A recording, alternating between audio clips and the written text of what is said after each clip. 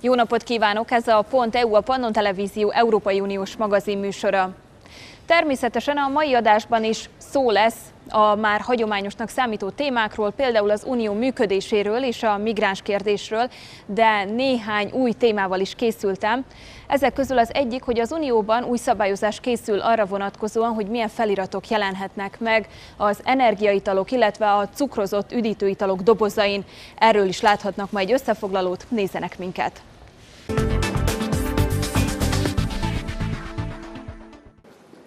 Mennyire elégedettek az Európai Unióban élők az EU működésével, illetve azokkal a válaszokkal, amiket az Unió ad az aktuális kérdésekre, például a migránsválságra vagy a terrorizmusra. Nemrégiben egy nagyszabású felmérés készült erre vonatkozóan, most ennek az eredményét láthatják.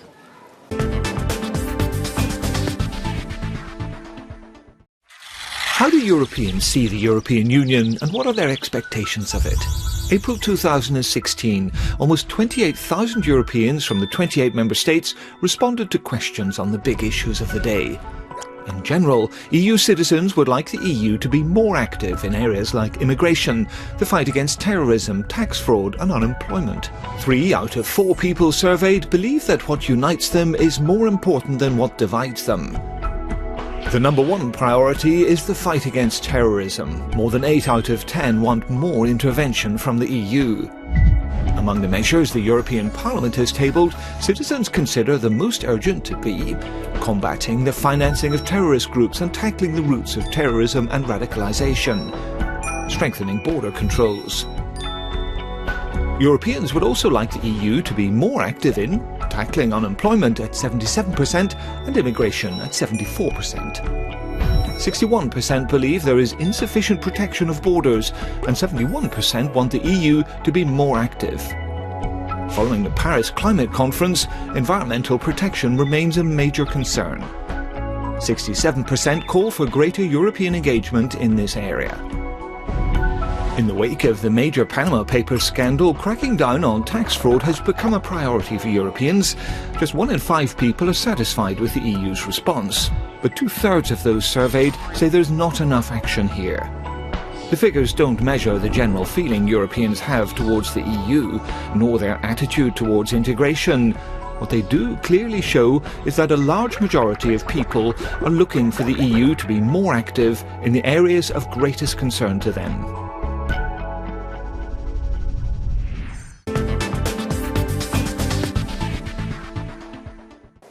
A migrációs válság nem csak Európa számára jelent nagy nyomást, főként a háborúk, illetve természeti katasztrófák által sújtott országok szomszédai viselik a terhet, ráadásul ezek gyakran szegény államok. Hogyan tud nekik segíteni az Európai Unió? A következő anyag erről szól.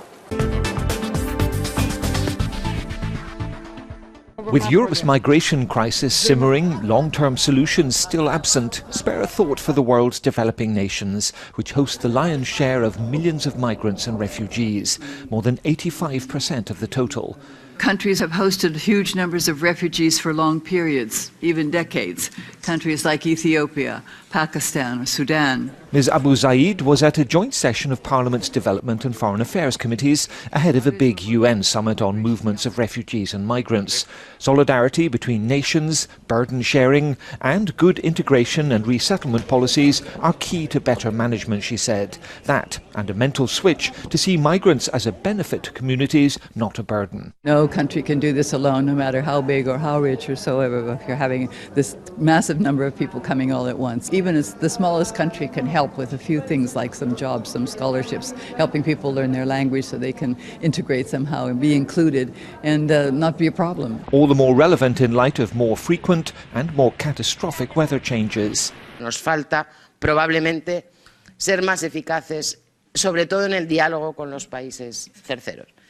Mientras no haya una solución a problemas que el cambio climático genera en muchísimas partes del mundo.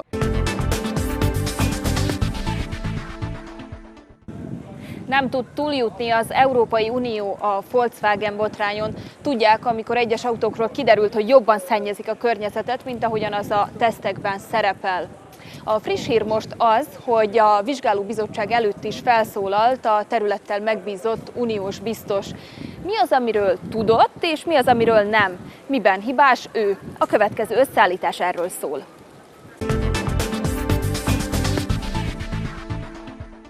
How to shed light on the emissions testing scandal? Who is to blame? And did the Commission turn a blind eye on the issue? After a lot of pressure from the Parliament, former Commissioner for Enterprise and Industry, Günther Verheugen, finally appeared before Parliament's Inquiry Committee. We asked Latvian MEP Krišjānis Kariņš and the President of the committee, Belgian MEP Kathleen van Bremt, what they thought of his intervention and how much the Commission actually knew. We know there was a rising set of evidence with regard to the fact that there's a huge gap between emissions in the laboratory and emissions on the road.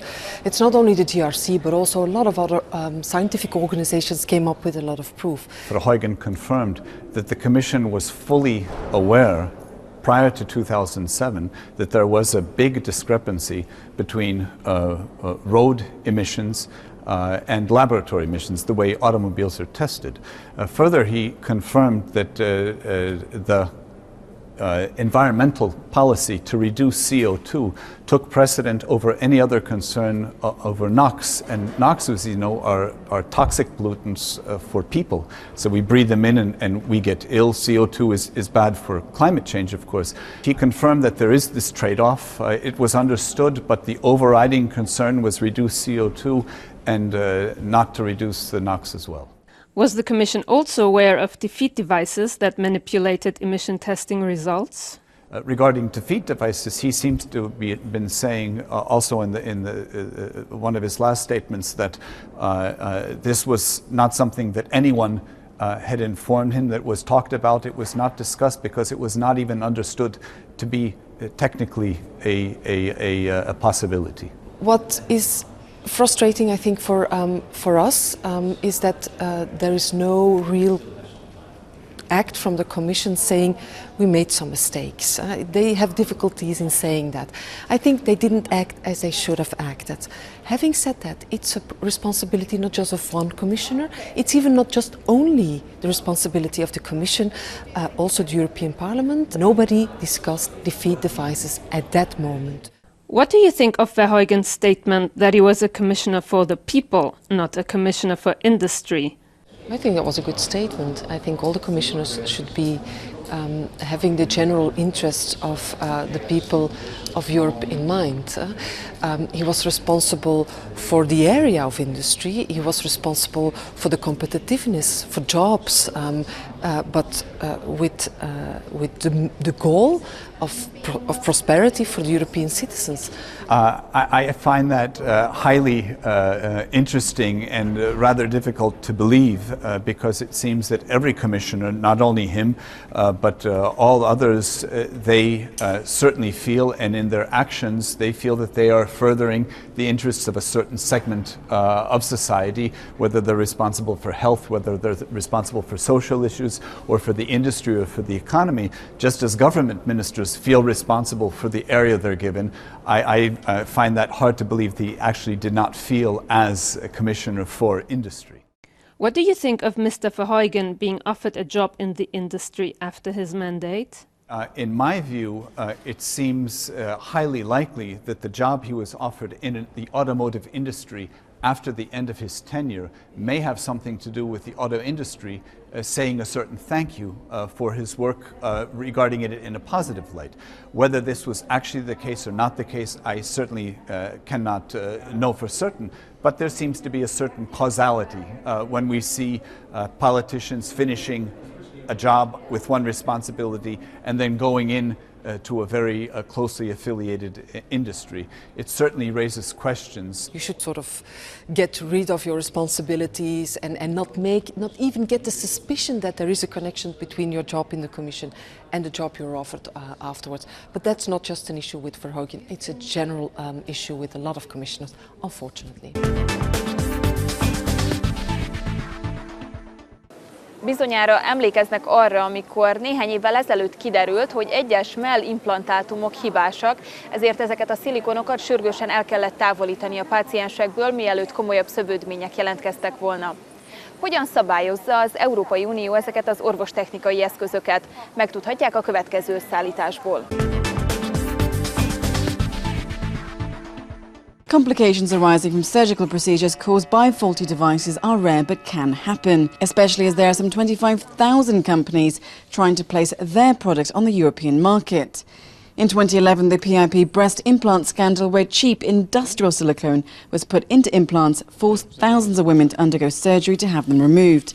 Incidents such as this were proof that legislation on medical devices used in all types of medical procedures, ranging from surgery to diagnostic examinations, needed an overhaul.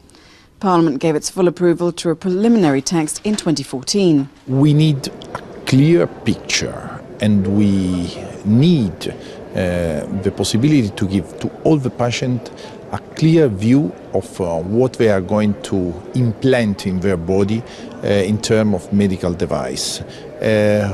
In the past, we have no security, not process of authorization of the devices. Obligations will be placed on manufacturers to ensure safety as well as random inspections on devices. Patients and doctors will also be given information on implants used to increase traceability. Last autumn, final negotiations between Parliament and Member States began. The two institutions agreed to place a legal obligation on the EU Commission to draw up a list of devices that cannot be reused. But the EU's executive has some reservations. They want a negative list, they want not to have the possibility to reprocess some devices. It is estimated that by 2060 there will be double the number of people aged over 65 years old, and so ensuring medical devices are of the best quality is of utmost importance. Az energiaitalok és más cukrozott üdítők gyakran tartalmaznak koffeint. A koffeinnek számos pozitív hatása van, például éberebbek, frissebbek leszünk tőle. Egy új javaslat szerint ezeket a pozitívumokat fel lehet majd tüntetni az üdítős dobozokon. Sokan azonban ezt nem tartják jó ötletnek, mert féltik a gyerekeket a túlzott koffeinfogyasztástól.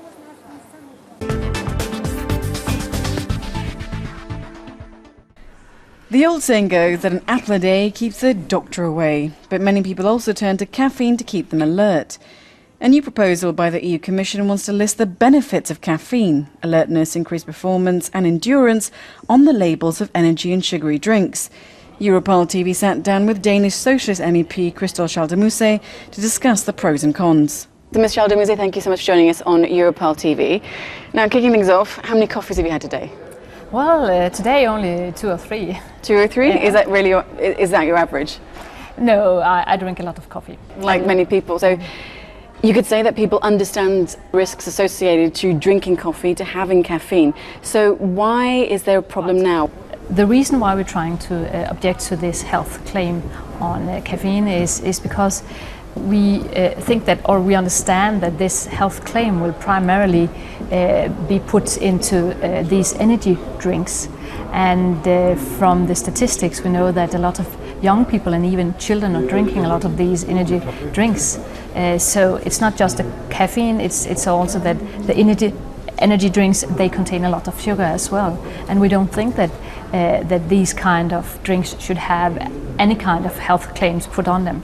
So do you think it's irresponsible of the Commission to be saying that, to have labelling that suggests that caffeine can give you better endurance, more alertness? If they put it on coffee, I think it would be okay, because most people know that this have this kind of effect. But they want to put this on energy drinks. It is, as we have seen, very many young people drinking energy, and even children are drinking energy drinks. So, because the health claim is only allowed to be put on if they contains a lot of caffeine. If you look at the labelling on energy drinks, they list caffeine as an ingredient, but they don't say how much caffeine is actually inside that drink itself. So, is the labelling going to change them? Well, You could turn it the other way around. We have already heard a lot from the manufacturers of energy drinks because they would really love to have this labeling on their product, and I wonder why. I suppose they want that because they think that they would sell more. The Commission is trying to say that these health claims primarily is going to be put on products targeted at adults, and on energy drink it says that it's not allowed, or it's not for people under 18, but we know for a fact that it is the young people and the kids who are drinking them. So, I mean, instead of trying to play around with the health of our young people, I think that we should say, well, we will leave the energy drinks. They are on the market, on the shelves, and people can buy them, but we don't think that they should have any kind of health claims put on. So what are the risks associated to energy Well, we have drinks? already seen, and we are not suggesting this, but we have already seen that 2 countries in the EU have banned energy drinks in general for young people under 18 years because they think it is related to, if you combine them with, for instance, alcohol, you get a kind of a negative health impact, get kind of a reaction in the brain that they don't want to have. We're not talking about banning energy drinks for young people, but we don't think that we should tell them that they're getting even better to perform, for instance, in schools. Or The majority of us are caffeine guzzlers. So what would you propose we do instead to increase our alertness, our awareness? But you can Start drink, meditation or yoga? No, you can drink all the coffee you want, you can drink all the energy drink you want. We just think that it is a stupid idea because we fear the health and the well-being of our young people and kids. So we don't want extra additional health claims put on energy drinks and coffee, but we're not going to say that adults should not drink coffee or drink energy drink. We just don't want to give them this extra additional thing in order to earn a lot of money on a health claim that we think is not suited for young kids. Okay, Michelle, let me say thank you so much for joining us on Europe on TV. Thank you.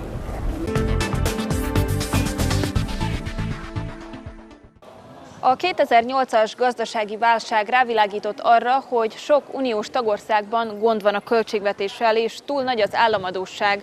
Azóta erre jobban odafigyelnek az EU-ban, és megpróbálják összehangolni a nemzeti költségvetéseket.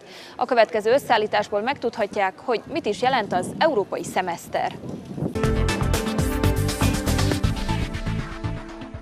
In the beginning, there was the Eurozone. Members and would-be members were expected to limit their government deficit to 3% of gross domestic product and public debt levels to 60%. This was meant to confine crises to the past and guarantee stability. So far, so good. But in 2008, a crisis broke out and many member states came clean about not having followed the rules after all. The crisis had many causes, but it didn't help that all the countries had been doing their own bookkeeping and budgeting in isolation. So in 2010, when the European Union defined its new strategy for growth, the objectives included better coordination of national policies in the areas of budget, growth and employment. The member states and EU institutions now work closely together to a precise timetable during the preparations of national budgets. This process, known as the European semester, allows the EU to keep a close eye on the countries. All these institutions have their say on the subject. First, the European Commission sets the priorities of the EU for the year ahead. The European Parliament and the EU Council then discuss and approve them. At the beginning of every year, each member state is scrutinised on their economic situation, their reform programmes and potential imbalances. The Parliament can invite the presidents of other institutions to discuss issues related to the European semester and call for dialogue with member states. At the spring meeting of the European Council, the heads of state and government set the economic and fiscal guidelines for the EU. It's then up to member states to follow these in their reform agenda and their plan to guarantee sound public finances. The EU institutions then review the economic situation and policies of each state and issue country-specific recommendations. These recommendations then have to be followed by member states when drawing up their national budgets.